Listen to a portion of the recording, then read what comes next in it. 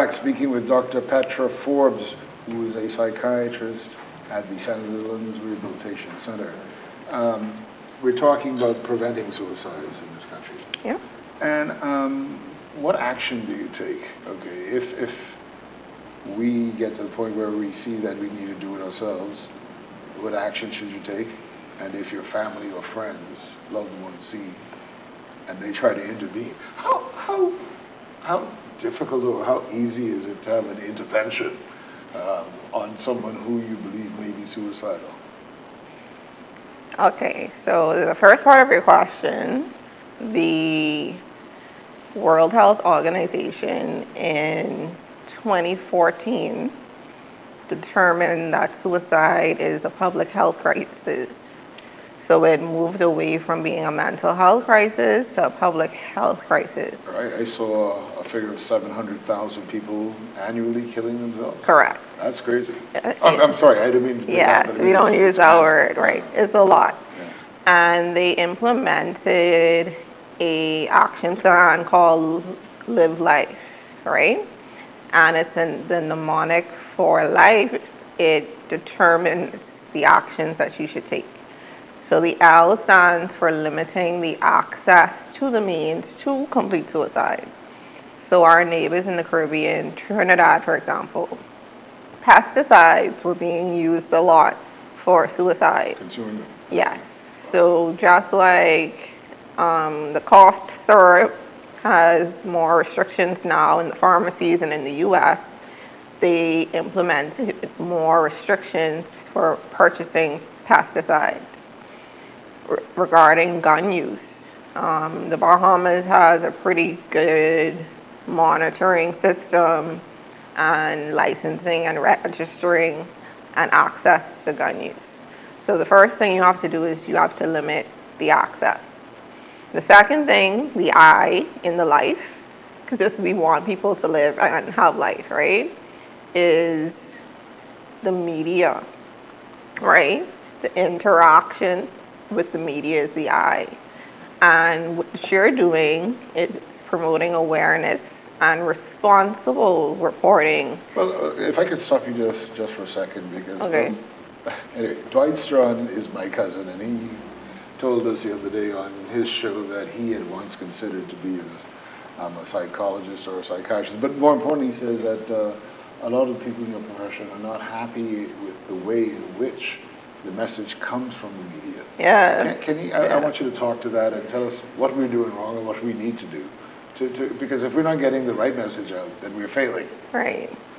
So I don't take any issue with reporting what has actually occurred, but I think for example, the suicide attempts in Abaco, use that as an opportunity, if it's for a minute or 30 seconds, to give some information about suicide prevention and the resources available in the country.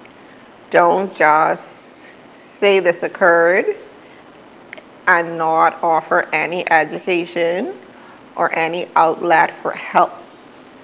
So I think it has to be a trifecta, not just that unilateral message of this occurred. So for example, if a murder has occurred, yes, the country needs to know that, but they also need to know about the organization phone, and they also need to know how to protect themselves. So just not isolating the reporting, but add an educational piece and also add a preventative or resource piece to it to complete it. And that's responsible reporting. So you just don't leave individuals fearful or hopeless. You're actually educating them and equipping them with the tools to help themselves if they ever find themselves in that predicament. Hearing incidents reported on the news like that, could that trigger action on the part of someone who's already vulnerable? So the research is split.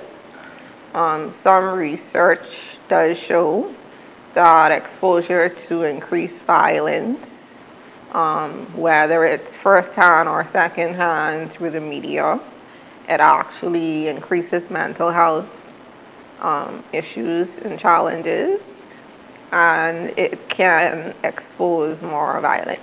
So being exposed to violence, according to research, can heighten violent behavior. That's something that I think we all need to take a look at.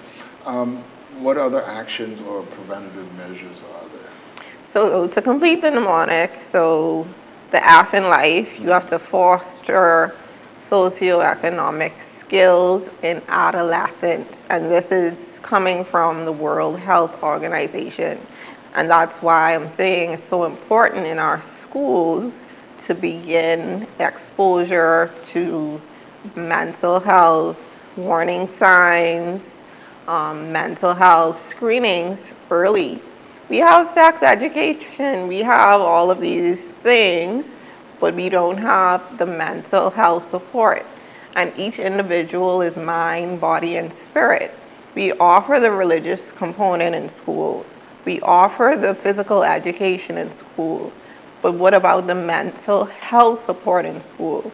And to have holistic, healthy youth, we have to speak to those three components. If I may ask, what's the youngest patient you've had to administer to? The youngest? Age and sex. True story. There's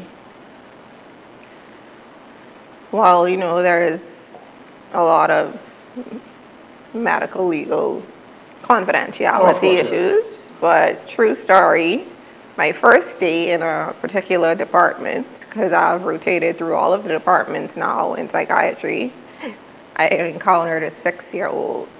First day, first patient.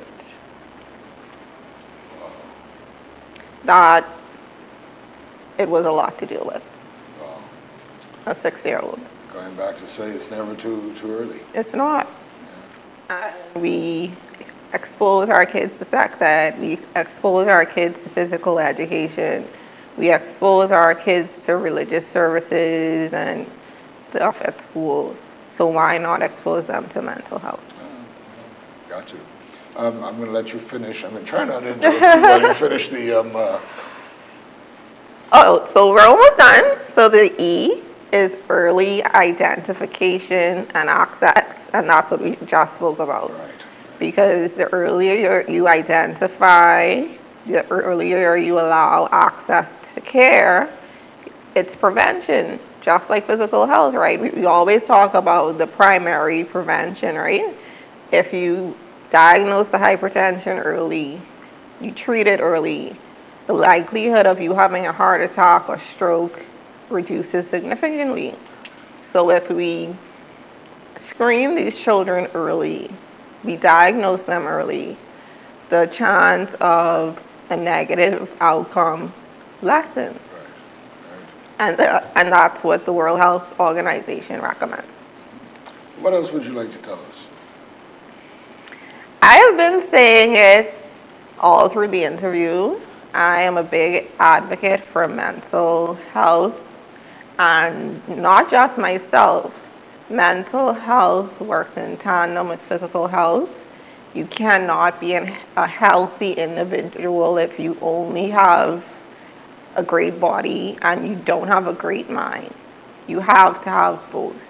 And I think in our country, we need to stress the importance of early access to mental health care and screening. It does not mean that you're crazy. We act like we only have neck below, but there's something in our head, right? And it's something in our hearts, right? And we have trained professionals who are here to assist you, just like the surgeon, just like the obstetrician, just like the pediatrician. I'm a psychiatrist, and I am trained to help you with stress, something as simple as stress, grief.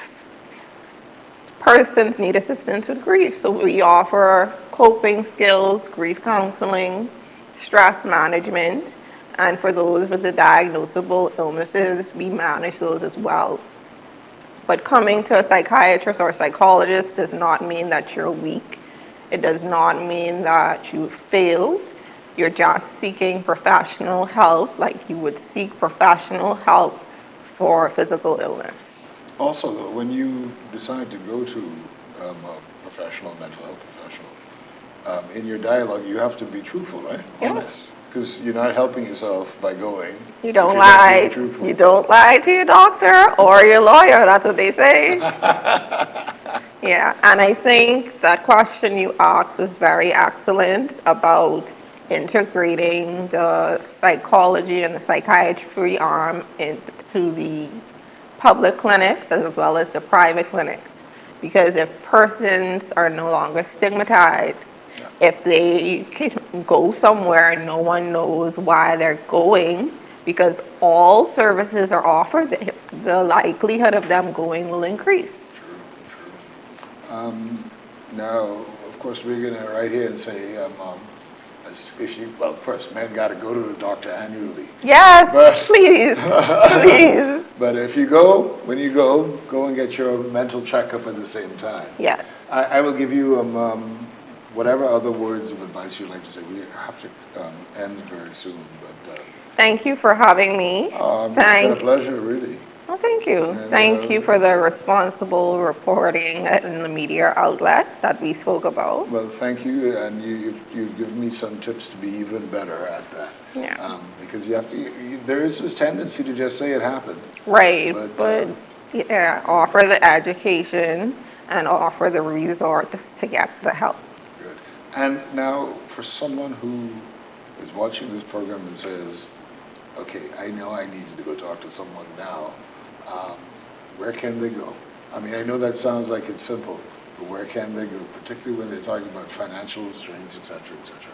Where can they go to get help right away? I know they can come to you. Yes. So, may I speak plainly? I would have it no other way, no other way. Okay, so in the Bahamas, we have, I want to say 11 or 12 public health clinics in New Providence. Each family island has a public clinic. And I think that if we are serious about mental health, each of those clinics need to have a mental health arm so that this question doesn't have to be asked.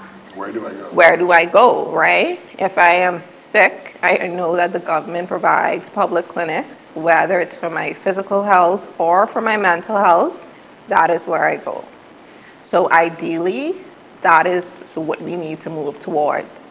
Now, realistically, we have one public mental health clinic for the entire Bahamas. And that is at Sandwood? No, that is actually Collins Avenue. And I think the location helps to reduce the stigma because you do have many medical facilities in the Collins Avenue area. It's right up the hill from Doctors Hospital before you reach the apex of the hill. It's a yellow one-story building called the Community Counseling and Assessment Center. I know it. I didn't realize it. I passed it just about every day for several years. So just like you have the South Beach Clinic, you have Elizabeth Estates Clinic, Fleming Street Clinic for your physical needs, that is the public clinic for your mental health needs. But ideally, this question should not even be asked because mental health and physical health are both important. And for every public health clinic, there should be a mental health arm daily in those clinics. Dr. Petra Forbes, thank you so much for being on this program. Thank you for It's a having pleasure to me. meet you. Nice Really, meeting you. And we got to make some things happen together. Okay. And to all of you out there, I will say, as the wife of the Prime Minister said earlier this day on Orange Alert Day, that your life matters, you are loved, and you are important. Remember that. And for us men who are more vulnerable in particular, let's check ourselves out physically, mentally, and spiritually. We'll see you next time on Reid Between the Lines.